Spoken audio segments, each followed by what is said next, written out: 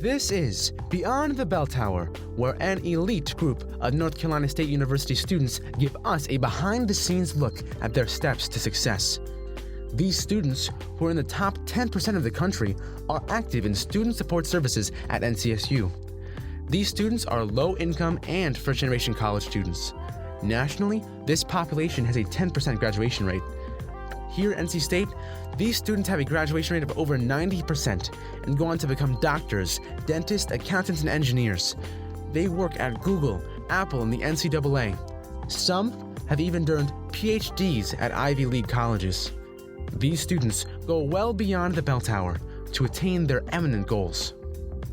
So today we are talking to Eric Graham. Yeah. And Eric's going to tell us a little bit about himself, whatever you think the people need to know.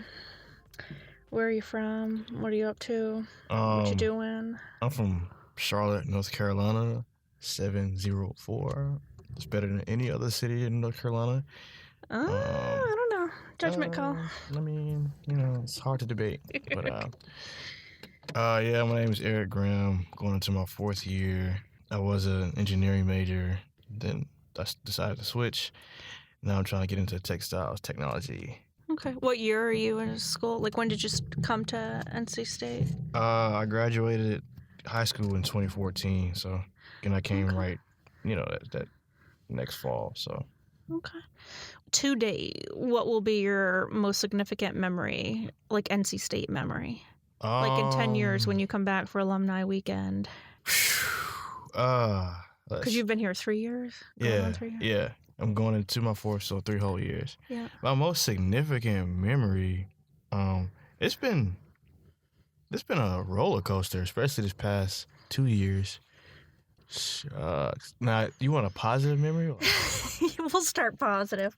All right. We don't need to make the tears start coming right now. We'll wait till the second 20 minutes. Is there even one of the NC State traditions? I mean, I say go to a basketball, football game. So my freshman year, me and my guy Jalen, we went to a football game. I think it was like our it was our first football game together. He's like my closest friend, and he fell asleep at the game, and it was just funny. And what? Yeah, we were going against Florida State. That's back when Jameis Winston was on the team. It was his last season. And Florida State was doing pretty good, but we weren't as good as them. We were decent, but Florida State, I think they were like 9 in the nation at the time. They were top 10. Right. And then we came in. You know what I mean? We came out hitting them. We was up by I think 2 or 3 touchdowns at one point, and of course Florida State came back and beat us in the fourth quarter. But it was just the whole game. That's an exciting game, though. Yeah, but why would he fall asleep? Oh, so the morning before, we were up till 6 a.m. talking to this girl in the lobby. She was a CA, community assistant, and she was a cool girl. She was up doing her shift, and we were just up, just doing nothing, and we were just talking to her. And then the next day, we had to be up by 8 to go recycle to get our tickets for the game because we were doing a recycle program. And then once we got to the game, he was tired. He didn't even want to go to the football game. He was just there. So did you take pictures and embarrass Yeah, we took him? pictures. We got pictures and videos. That's like the worst NC State fan ever. Yeah, he was like, "How do you go to sleep at a football game?" But he did it. So.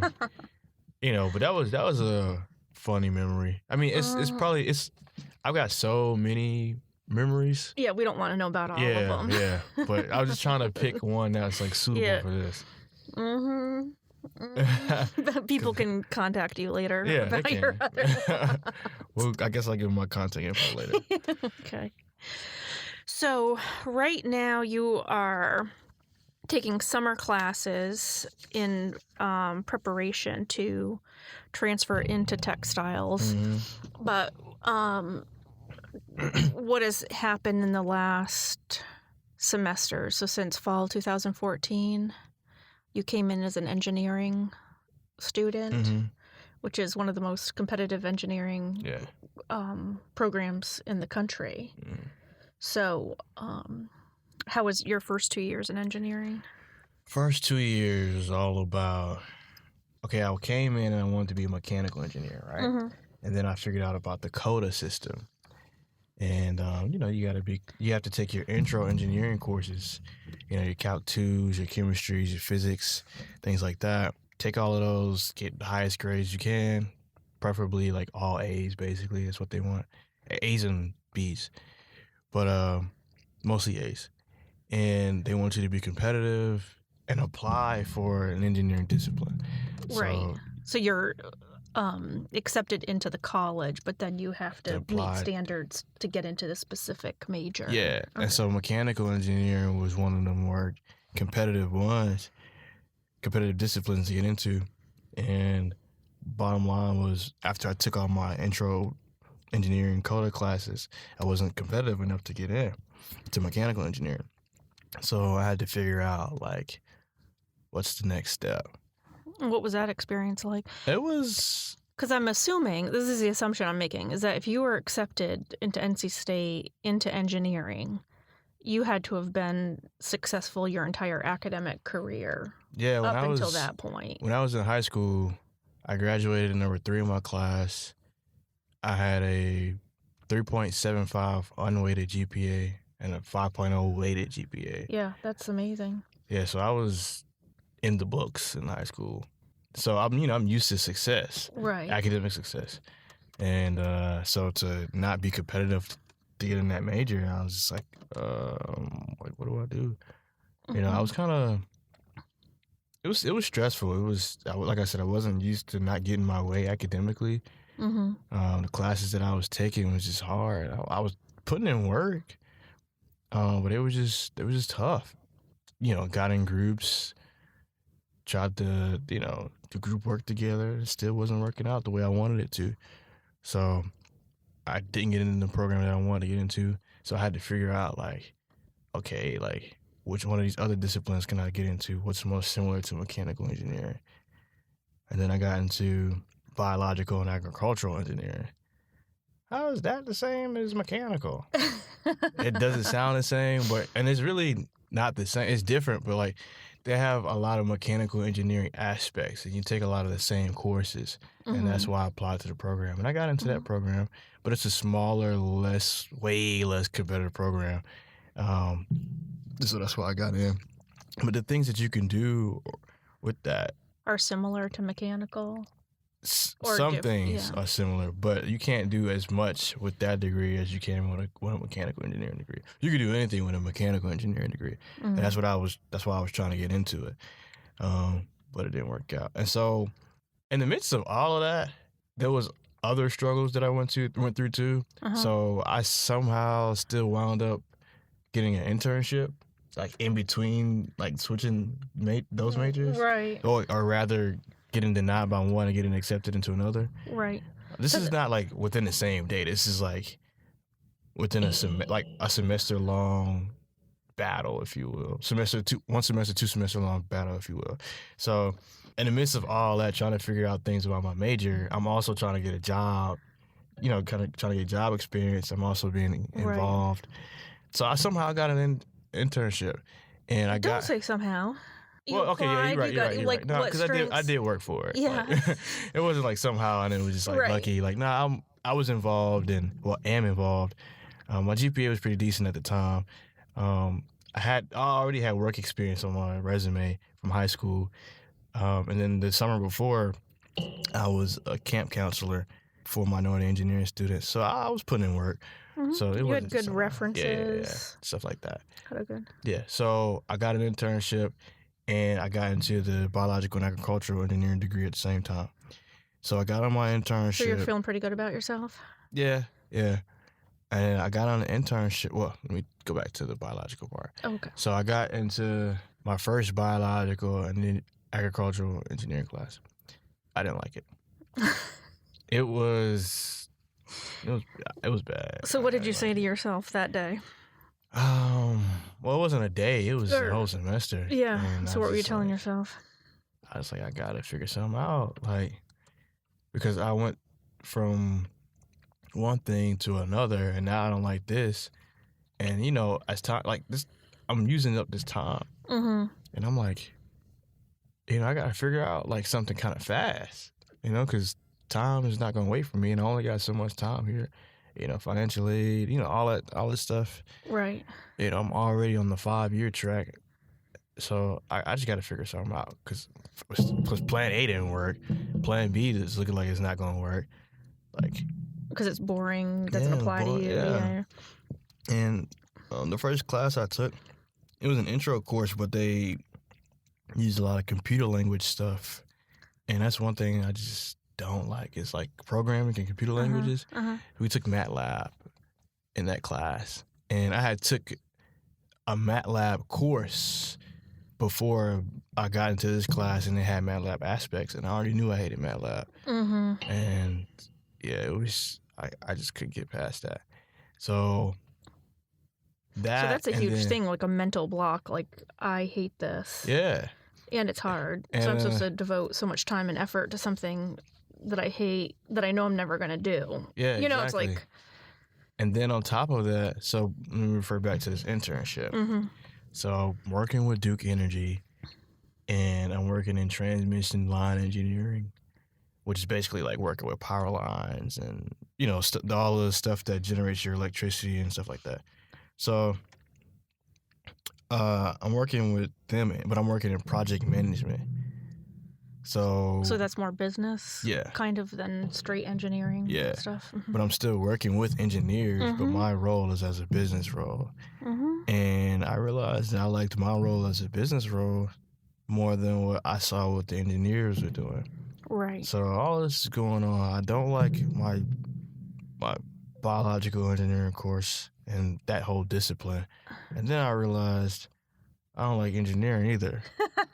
So that's a lot to handle in 2 years. Yeah. So, I'm... Because how long had you wanted to be an engineer? I wanted to be an engineer since 8th grade. Right. So for 6 years, you thought you wanted to be an engineer. And then within a semester, summer internship, you realize... I'm not about that life. Right. I realized I wasn't about that life. Right. So, it's a lot to handle. Yeah. So I was real depressed. Like, it was like the second time I had been depressed like that in my life.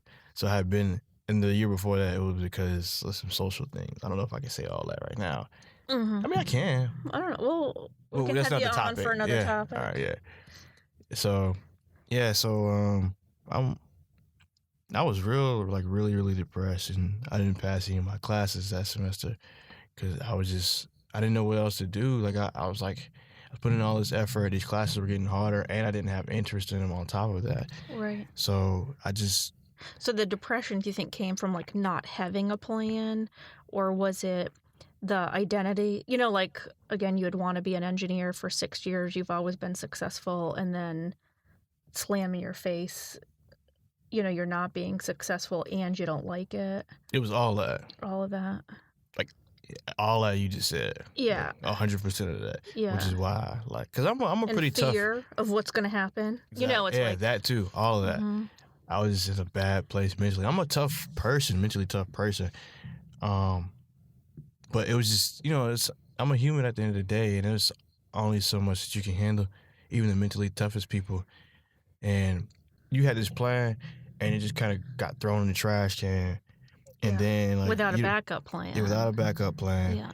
And so you feel like the only way out is to go work at McDonald's. You know what I'm saying? Like, there's nothing. I'm not saying there's nothing wrong with McDonald's, but when you're trying to be an engineer, and then you have no backup plan, you got to go figure something out because you can't just sit around. So I didn't have all the answers, and I'm an independent person, and the fact that I didn't have all the answers, I was disappointed in myself, and I was fearing for the future, and I was just like, man.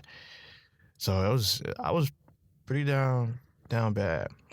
Because you hadn't known that, like, literally, it's like 50 to 75% of most college students transfer majors, change majors anyways. I didn't know that. Yeah. I didn't know that until just now. Yeah. So the majority of students do end up doing something different than what they thought when they came in, which makes total sense. you're 17, you have no experience with college, and you're like, oh, I'm going to be a mechanical engineer. Now you're 22, you know, you've been through college education, you've been through internships, work experience, and now you're like, oh, after all that experience, now I know something different. So it's like, why would a 17-year-old with no or limited experience know what they're going to be doing at 25? True. I mean, it just doesn't even make sense. I mean, some people do, but the fact that it didn't work out how your young 17-year-old mind with no experience thought it was going to work out. I mean, that's kind of reasonable. And on top of all that, you know, most of those 17-year-old going to college students have parents, or at least one parent, that had been to college and know about, or at least are surrounded by people that have been to college and know about, you know, switching careers, switching majors, the different possibilities that there are. Right. So that's And me, your low income first gen. yeah, low income first generation student. And so really the reason why I became an engineer, wanted to become an engineer, was in 8th grade, I hit like a academic growth spurt. So I was an all right student. No, I was always a pretty good student, but I had like a bad year my 7th grade year. I was just acting up. And in 8th grade, kind of got stuff together. And one day I had we took 6 classes in middle school, and I had 5 A's and 1 B. And my teacher, I had several teachers talking to me and stuff like that. Oh yeah, he's smart, he's bright. And one of my teachers was like, yeah, you have the potential to do this, you do that. You know, you're pretty good in math and science. You should be an engineer. So I'm just like, all right, bet. I'm going to be an engineer. Yeah. That's basically like why I want to be an engineer. Yeah. And I just kind of took it and ran with it. And I didn't know what else to do. Like, I wanted to be, you know, I'm a black dude, low income, first generation student. You know, I wanted to be a basketball player. I wanted to be a football player. I wanted to run track for a living. I'm 5'8", 150. You can't see me in like this recording, but I'm 5'8", 150. Like, you don't meet those job requirements. Yeah. Maybe as a track star, but I didn't even play sports in high school. Like, I did that in middle school. So, you know, I was out the door. So I put all my eggs in this engineering basket, which was reputable. I mean, that's not a bad basket. You know, yeah, it's a great basket, right? So, you know, and that makes the case even more tough, because it's like, man, this is a great basket to put all your eggs into. This is like the cream of the crop of like what you want for a career, and to kind of have all my eggs cracked. It's like, man. Well, but I'm gonna keep going, but I'm gonna disagree with you on that. Go ahead. Oh, I mean, that was just. I mean, we could. No, I know what you're saying. It's that the basket of like engineering, a teacher saying you're good at these things, that will make you a good engineer. So then when you get to college going, oop, you know, I'm getting all this feedback that I'm not going to be a good engineer, which was basically grades and then even the material. But to say that all your eggs cracked, I would say that because you got some of the most competitive internships in engineering. I mean, that's not easy to come by. Yeah. And they kept you hired, right? They kept you on after your internship was done. Yeah, so they let me work part-time throughout the year. So, I mean, that's, you know, whatever path led you to that, where you had a really high-paying job, and then you had a company that liked you so much that they kept you on, which that's a great reference. You know, and Duke has so many, you know, employment opportunities that it probably wouldn't matter what major you graduated with, there'd probably be a job at Duke for you. So it's like, you don't know if that one internship is going to be the thing that, you know, is like, all I can think of is projectile, but it's not, you know, like kind of bounces you or is the Kickstarter for you then to get into like your next job, whatever that may be in. Yeah. So I see what you mean. Yeah. All my eggs didn't crack, but it felt like it did. Yeah. Still got a couple eggs. Yeah, you do. But I think that's hard is like, when you come in and that's the only option and you didn't come from a family with all different types of careers. Yeah. So you don't have those options. Like, my mom she went to she got a certificate to be a flight attendant or something like that. It's like she didn't go to a 4-year university. My dad didn't even go to college. He just got his diploma and somehow, like he I don't even talk to him now. And then everybody on my mom's side, like none of them went to college, like all her brothers and sisters. Then my dad's side, he has like college educated.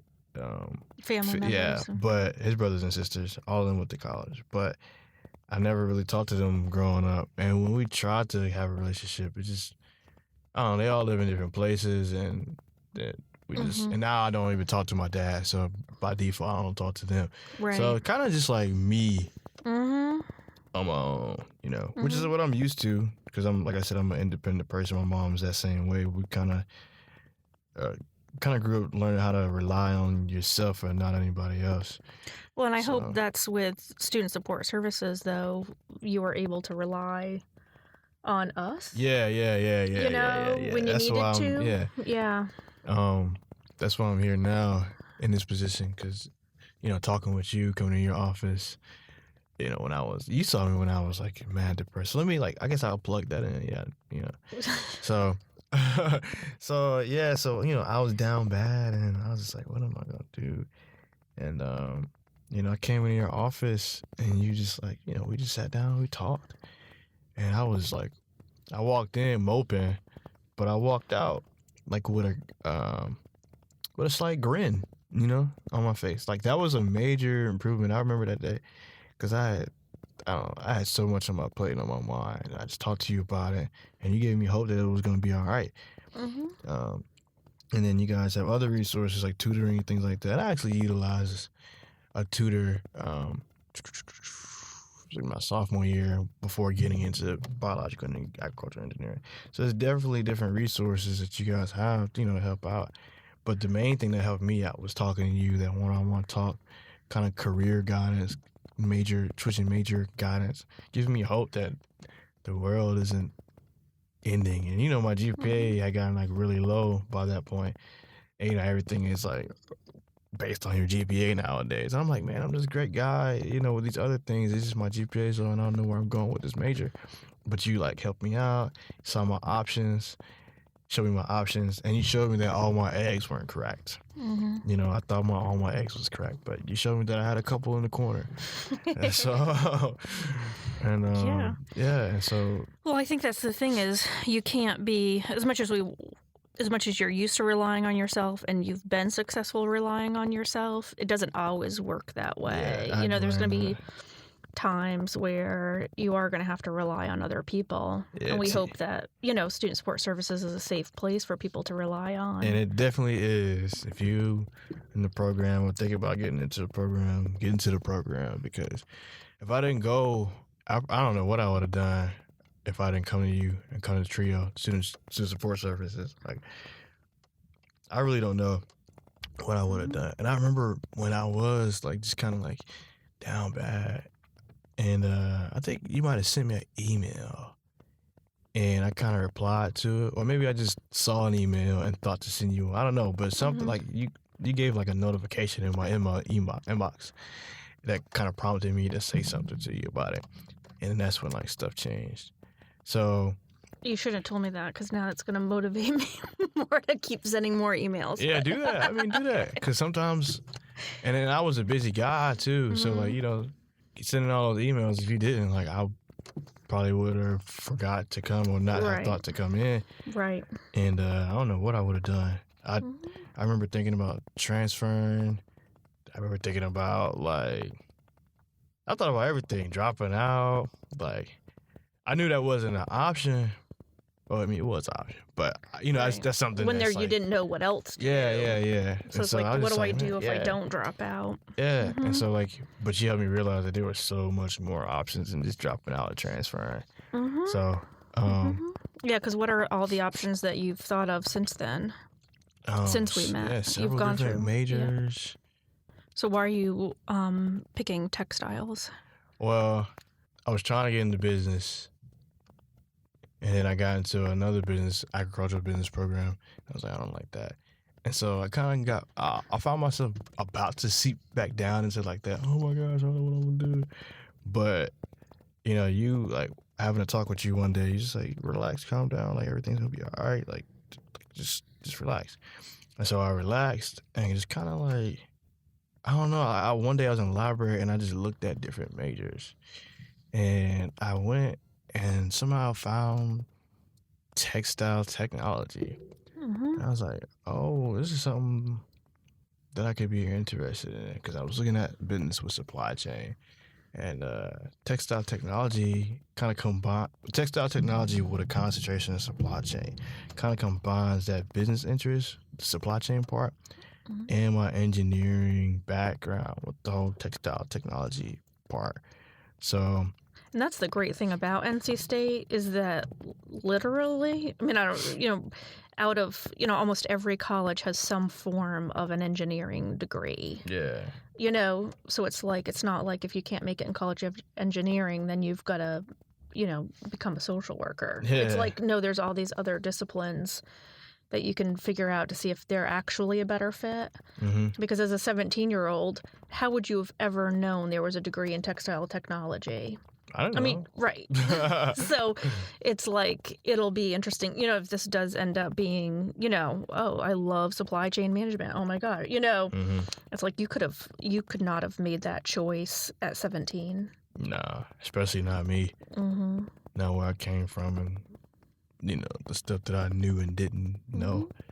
Well, and I think that's the kind of one of the points that I think that's important for people, especially people who have always relied on themselves and been successful at it. And then when you hit the point going, oh, I don't have what it takes to make this the best decision right now. But if you just stick to it, it's like, no, I'm the only one who, I'm my only resource, then you end up failing. It's the people who go, oh, okay, I'm going to listen to somebody else, or I'm going to respond to somebody reaching out to me, Mm-hmm. like realizing like you're not the one that knows the most Yeah. about all things. Yeah. So that's what always scares me is when students are like, no, it's this way. That And I'm like, and learning to yeah. trust people. yeah. Oh, Trust, Eric. yeah, That's deep.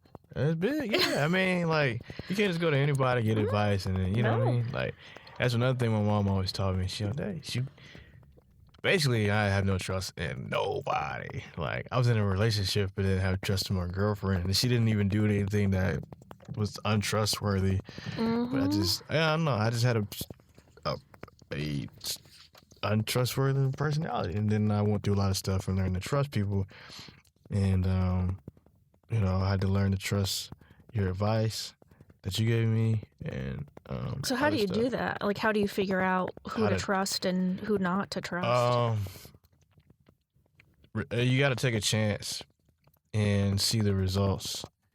If the results are something that are productive and help you move forward with whatever, So you kind of give a little then- bit of a chance, test it Yeah. out. If it's you like it, yeah, how it ends up, then you keep going. yeah, exactly.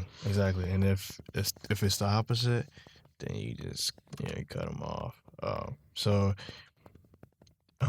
It's like and someti- calculated risk. Yeah, exactly. Mhm. Calculated risk, calculated moves. That's how I live my life.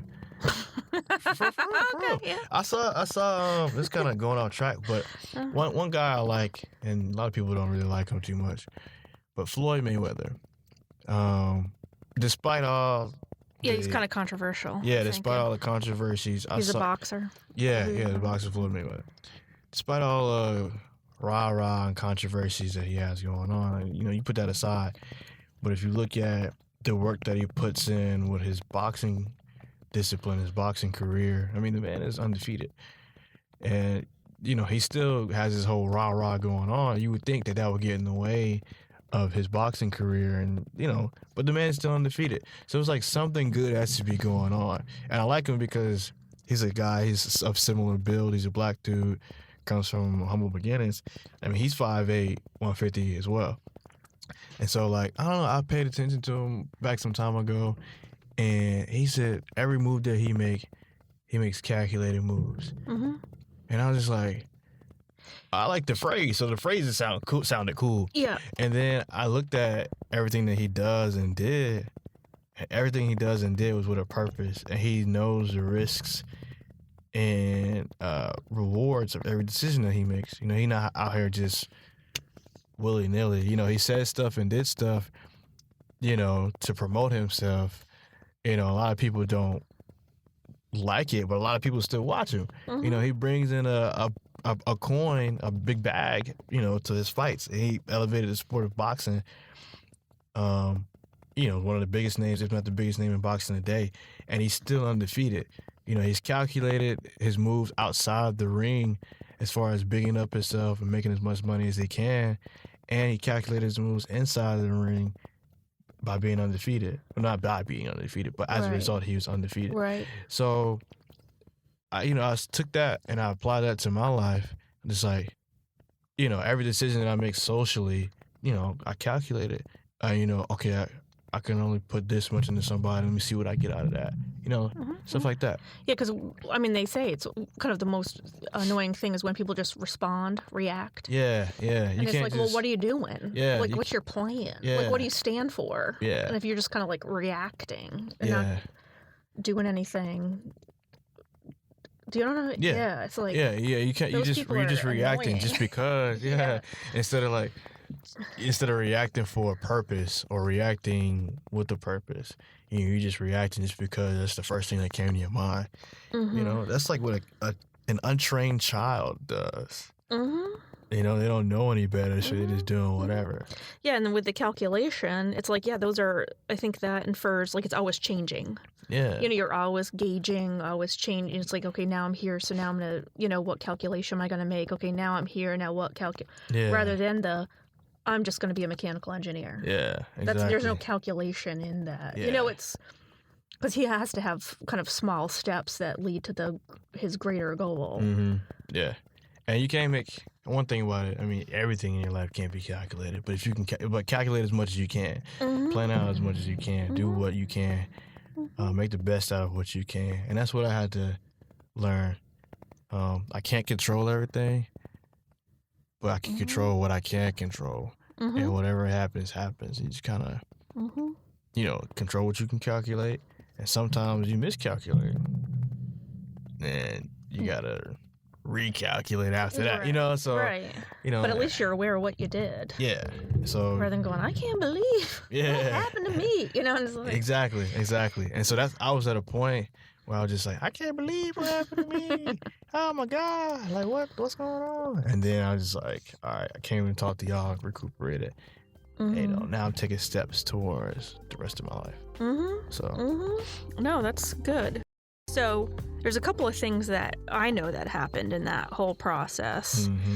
Is that you ended up having to do a retroactive withdrawal. yeah.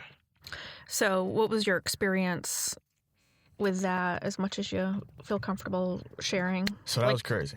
Yeah, so what Right. is a retroactive withdrawal? So a retroactive withdrawal is basically if you ever like had to withdraw from a class, or Like you a had W. to, Yeah. or you had to like grade exclude a class. What it basically is having a W for a whole semester of classes. And you have to go through a process to apply for that. Like you can't just withdraw. Like you had to have had like a hardship financially or mentally or something. You have to have something going on in your life. Yeah, like a major Yeah. factor Yeah. that made it almost impossible for you to Succeed. Yeah. There's something that Academically. contributed that was out of your heavily to- control. yeah. to your academic failures. So, you know, when I mentioned earlier about the whole, you know, being depressed and, you know, I had this job that I was working, but I realized I had to give my money back to my family. It's like I wanted to quit during the year. So I got on a job, realized it was kind of getting in the way of school, kind of really, but, you know, it was something that I felt like was expendable. And I was just like, all right, let me test this out for a little bit. Let me work here. And, you know, after a little bit, make a couple checks, and just kind of stop working and focus on school because it's taking up some time. But my mom would call and ask for money because remember, I come from a low income household. My mom would call and ask for money a lot, and I would have to give money back because they ran out of child. Like my brother just turned 18, so child support checks just stopped coming in. and like I had to give money back. And so, on top of me being depressed about these difficult courses and not knowing where I was going in life as far as like my major, I had to work and give money back to my household. So that burden was on me as well. So it was just a lot going on. So you didn't have a lot of choices. Yeah, I didn't have a lot of choices. Or it didn't feel like you had choices. Yeah. That's better. Yeah. And I was just going through it, and as a result of all of that, I didn't pass any of my classes. Like I took 5 classes that semester, didn't pass a single one. I remember my first exam for my status course, I got a 22% on it. Yeah. Now, why do you think that was the amount? How many hours were you working? So I was working like 3.5 hours a day. I get up at like 6 in the morning, go in there at 7:45, then work till about 10:30 every day. And then go to class right after that. And then after that, try to squeeze in some homework. And then I was also involved, so I had meetings to go to as well, like 2 or 3 times a week. So my time was very spread thin. I remember the first 2 weeks of the semester, I pulled 2 all-nighters. I brought like energy drinks to class, like Red Bulls and 5-hour energies, just to try to stay awake because I had so much going on. And everything just kind of blew up. Like my mind was all over the place. I couldn't focus. Yeah, as much work as I was putting in, I was still spreading myself thin. So like I said, I got 22 on my first statics exam. I took differential equations, and I took the test, and the test had 9 questions on it, and I halfway answered 2 of them, and the rest I kind of guessed on. So I didn't even go back to look at my exam because I knew I had failed that. So like basically, I answered half of 2 of those questions, and the rest I guessed on. So 7 out of 9 I know I got wrong, and then half of 2 questions I might have got right. So I had a max possibility of a 1 out of 9 on my exam for that differential equation exam. So I knew I failed that. And then that biological engineering course I was telling you guys about. So I passed my first 2 assignments. Everything after that I failed. So it's amazing like what like your emotional state can have an impact on like your intellectual ability. Yeah, that's real. I mean, you don't go from an A in math courses to a 0 in one semester. Yeah. That just doesn't happen. And that's why they always preach, if you need it, go to the counseling center. If you need help, to go talk to somebody. Go talk to, student support services, because your mental makeup really does play a big part in that. And I underestimated that. I thought, just push through. But nah, like your mental health and taking breaks and things like that and talking to people, having a support system, all that matters. So now in hindsight, what do you think you should have done when that started to happen? Or did you think there was anything you could have done? Well, I didn't think that there was anything that I could have done. I had the mentality of, I gotta do what I gotta do. And that's what I felt like I had to do. But looking back now, did you have other choices? Or not? I mean, I could have walked in the student support services earlier, a lot earlier. I probably could have went to talk to my teachers a lot earlier. I could have just sought out help a lot earlier. Yeah, because I think that's the thing, is recognizing it's like, I'm in a shitty circumstance right now. I'm gonna need help, rather than, well, let me see if I can muscle on through. Let me see if I can pull this out. If you. And it's like, if you know you're in a shitty situation, just admit, you can't muscle through it. Like, there's some things you can't overcome in the moment. Yeah, so you're more of like long-term overcoming challenges. Yeah. Yeah. So the retroactive withdrawal, I feel like I painted my picture of like my plight that I went through that affected my academic failures. So I go and I apply to, get a retroactive withdrawal. My first application was denied. Because your hardships were your psychological status of not knowing what you're going to do with your life, fear, etc. And then the financial hardship of having to make sure that your family had a stable home, food. Yeah. And those were things that you could not have planned for. Yeah. And were very very hard to overcome. Yeah. And so I applied for my retroactive withdrawal. I went through the counseling center, and the ultimate person that has to approve or deny your retroactive withdrawal is your dean. And so my dean denied it the first time. I'm like, what? But I can understand why he denied it from his perspective. So I hit him up at the end of the semester because financial aid was knocking on my door. Like, hey, you owe us money because you didn't pass these classes. And I'm like, I ain't got no money to give you. You know what I mean? And so one of the ways that I could have avoided not paying whatever they had to give me back was by applying for and getting approved for retroactive withdrawal. And he was like, no, you're just applying because you need money or for money purposes. Like, you didn't go through, this. I'm like, I went through it. Like, I lived it. I'm still going through it. But from his perspective, he did see with like the money portion. So we made a deal, and I applied the next semester, and I got the withdrawal. So.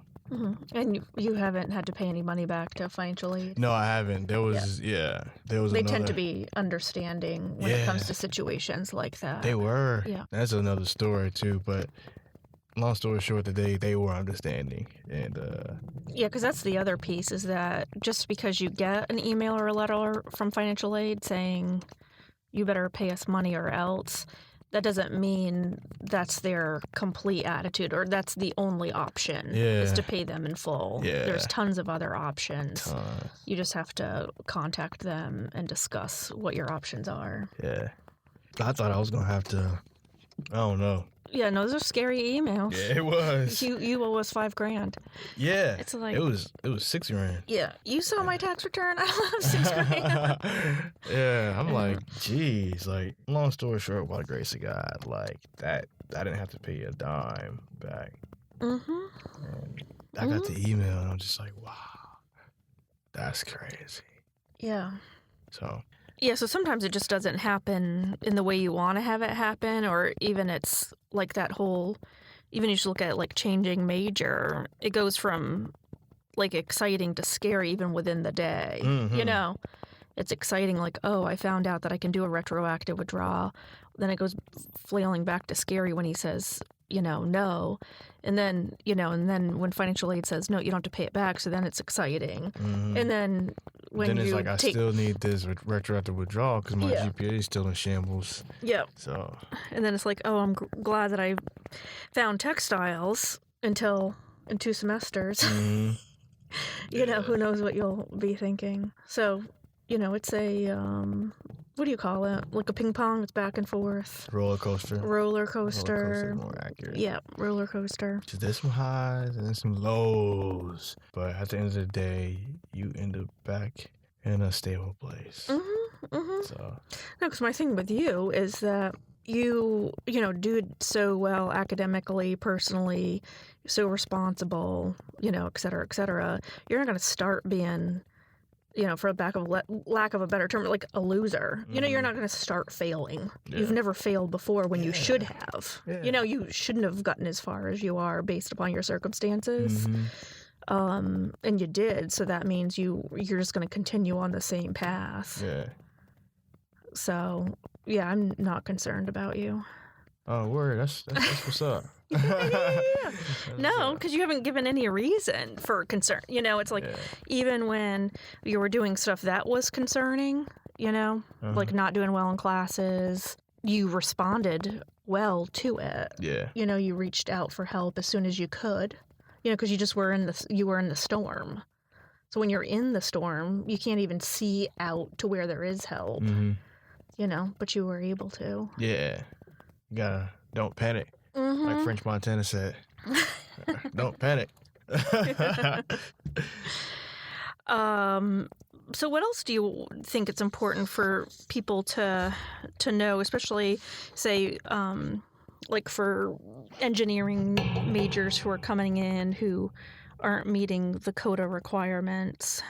What's your advice? So for engineering majors specifically, like if you're trying to be an engineer and you don't get into the engineering program, like when you apply, look for other alternatives because they put the people they want in the engineering program and it's extremely hard to get in from first year college. So just look around, and if you're trying to be an engineer, realize that there are other opportunities to still do what you want, your lifestyle that you want to have outside of engineering.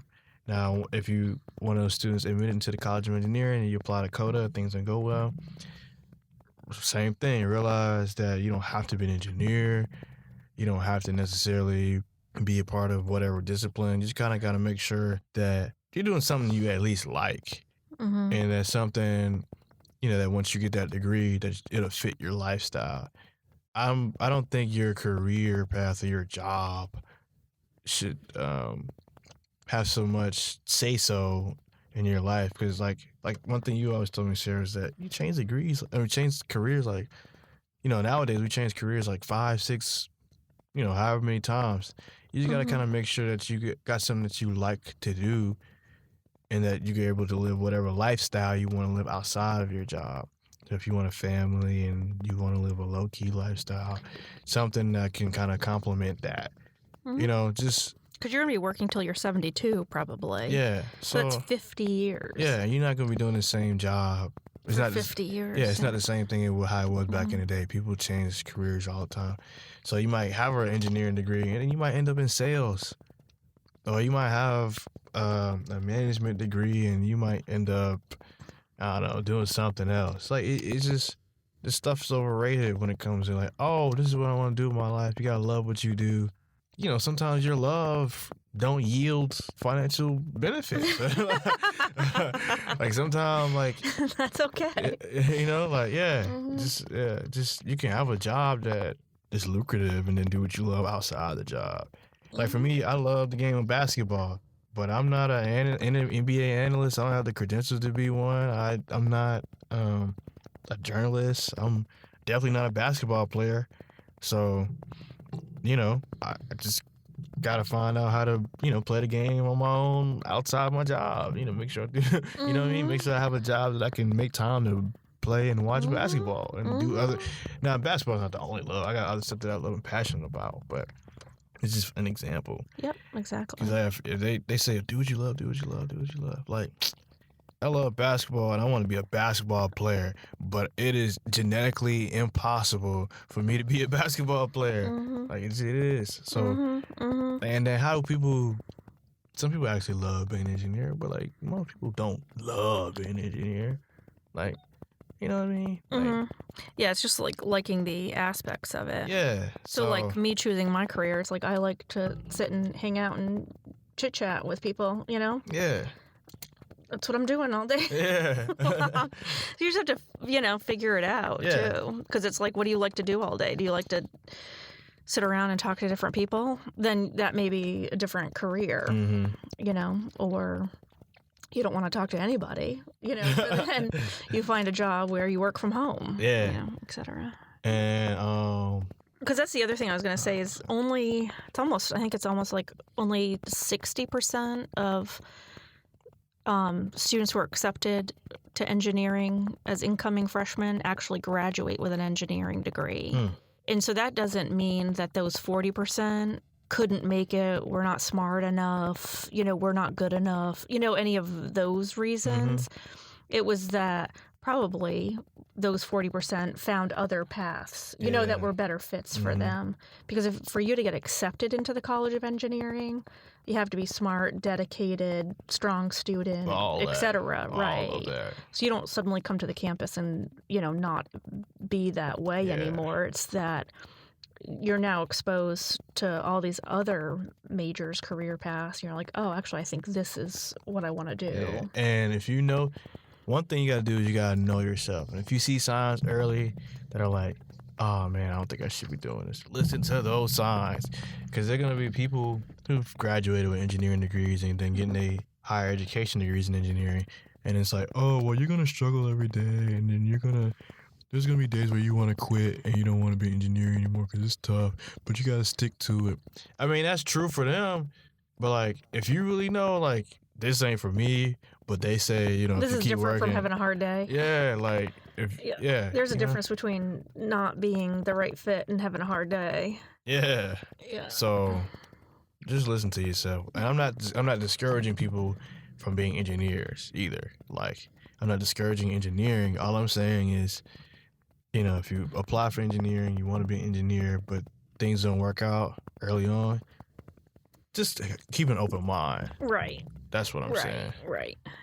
And then that's the big thing too that you brought up is like, especially like if family pressure, you know, so the family has decided, you know, you're going to be the engineer, Eric, and when you become an engineer, our lives are going to change. Yeah. I mean, that's a tough thing to call home and say. Yeah, everybody's going to want you to be an engineer, even people not in your family. So you tell people, oh, you're an engineer? Oh, you smart. Why would you switch out of, you know, like, there's a lot of, everybody's going to tell you be an engineer, except people who, like, have been through and decided to get out. But everybody's going to tell you to be an engineer. So, you know, if you decide to not do it, you have to make the decision that's best for you and know that this is my life, this is not my family's life, this is not my friend's life, this is not people at the grocery store's life, this is not some kid who's looking up to me's life. This is your life, and you have to make the decision that's best for you. So if you want to be a art major, artist, like, do that. If you know, like, just keep an open mind. Don't make these decisions based off social pressures. Right. You know, listen to yourself, you know, analyze yourself and be like, okay, what can I do? What can't I do? What's realistic for me? Yeah, because from a family perspective, when you say you want to be an engineer and then the family is becoming excited, like, oh, yay, we're glad you want to be an engineer. A lot of that's just coming from being supportive. Yeah. Like, oh, you're excited about something? Okay, so now we're excited about something. And so if you change, it's probably your family's going to, again, be supportive about, you know, whatever the new thing you want to do. Sometimes they might not be supportive. Okay. What happened with you? Yeah. Yeah, in my situation, I was fortunate enough to have that support. But everybody doesn't. But so have you had a friend or somebody you know go through that? Where they changed their major and their family freaked out? I haven't. No. But if that was the case, I still would suggest that they listen to themselves. Because, like, your family's not living your life. You know? Like, they not. If you want to do something else, do something else. So, but I can't expand too much further on that, like you said, because I don't have any personal experience or things people relate to me and have those experiences. But actually, no, my friend, I have a friend, and actually, we were just talking about that the other day. She wanted to be like a zoology major. She loves animals, but her parents her parents pushed her to be like this moneymaker. So she chose engineering, and she's having success at it. But if she had her way, she would be an engineer. And we talked about that. But yeah, she ultimately ended up sticking with engineering. But like I said, she recommended that too. She was like, if I could go back and do it again, like, I would be the zoology major. Okay. Anything else, Eric? This is a good talk. We got into trust issues and we got a depression and fear. Man, hit my line, man. Hit me up on Twitter at Grams of Gold. Like, not grams like the unit of measurement, but grams isn't like my last name. The graham crackers? Yeah. Is that the... So Grams of Gold, all lowercase. Hit me up on Twitter, yo. Instagram, EGJR96. So follow me. You know, if you want to do that, go ahead and do that. I will give you my Snapchat name, but my Snapchat kind of more personal. Again, that's trust factors. Yeah, I so mean, you can't trust everybody. You know what I mean? Like, I'm trusting y'all with my Twitter and my Instagram. Can't trust y'all with the Snapchat. You know, not yet. You don't know me yet. So healthy boundaries. Exactly. But yeah, my name is Eric. Like, just y'all, if y'all got some advice, like, hit me up. Like, I'm here. I'm here for y'all. You gotta help people out in this life. You ain't here just for yourself. Yeah. No, thank you for that, Eric. Because I mean, that's the true testament of relying on yourself. You don't have to.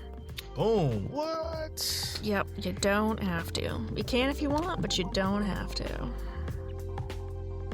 TRIO Student Support Services Program and Student Support Services STEM are federally funded college retention and completion programs. These programs focus on academic, personal, and career support for under-resourced undergraduate students. At TRIO SSS and SSS STEM, our goal is helping our students reach their goals. We are currently accepting new students to our program.